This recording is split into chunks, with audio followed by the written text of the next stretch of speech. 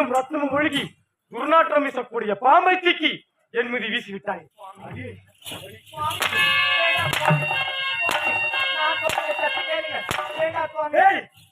நீ சொல்வது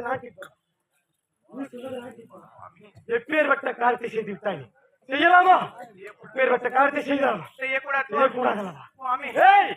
எப்பொழுது சீழும் ரத்தமும் ஒழுகி துர்நாற்றம் வீசக்கூடிய பாம்பை தூக்கி என் மீது வீசினாயோ அதே போன்று உன் மீதும் சீழும் ரத்தமும் ஒழுகி துர்நாற்றம் வீசக்கூடிய ஒரு கொடிய சாபத்தை கொடுக்க போகிறேன். இந்த உலகத்தில் உள்ள 4448 வியாதிகளிலே தலை சிறந்த கொடிய நோயான தொழுநோய் என்ற கஷ்டம் வந்து உன்னை சேரும்.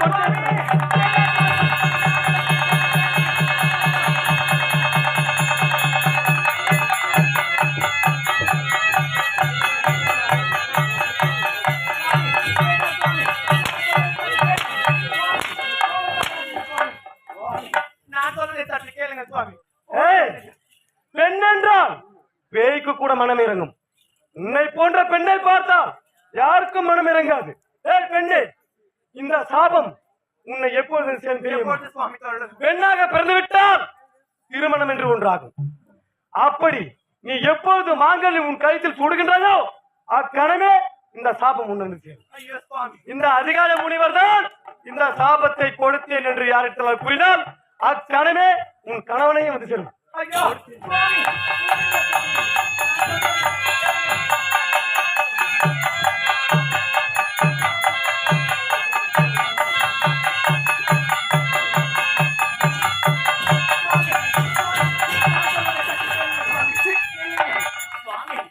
இந்நாட்டு இளவரசி என்ற ஆணவத்தினால் நான் ஆடக்கூடாத ஆட்டத்தை ஆடிவிட்டேன் சுவாமி. நான் சொல்வதை கேளுங்க சுவாமி.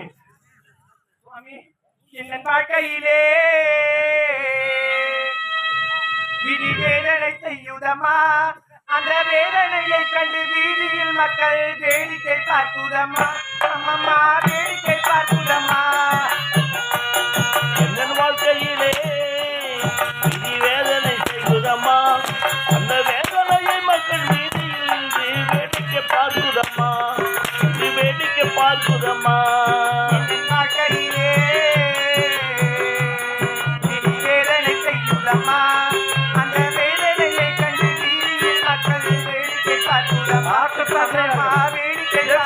காரணத்தை செய்துவிட்டு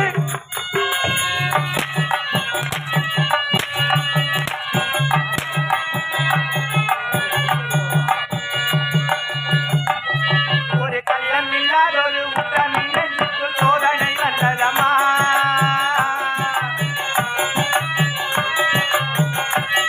ஒரு கள்ளம் இல்லாத ஒரு உத்தமின் சோதனை வந்ததமா.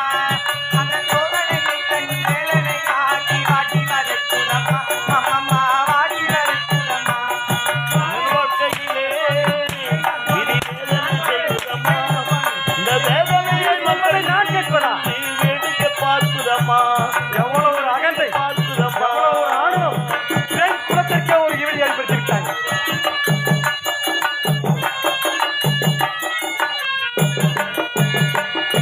ஒரு பிஞ்சிக்காரன் ஒன்று நான் சுவற்றினில் பொறுத்திருக்கிறதமா.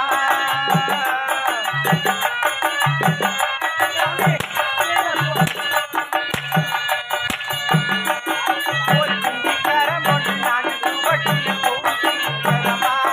அந்த பொறுத்திருக்கிறவன் கூடையில் கையில் தோட்டை இழந்ததம்மா. அம்மம்மா தோட்டை இழந்ததம்மா. நான் ஒரு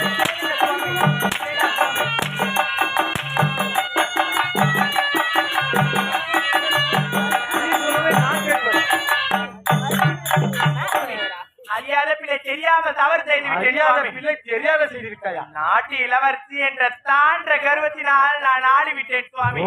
என்னை மன்னித்து விடுங்கள் சுவாமி. மன்னிப்பு உனக்கா?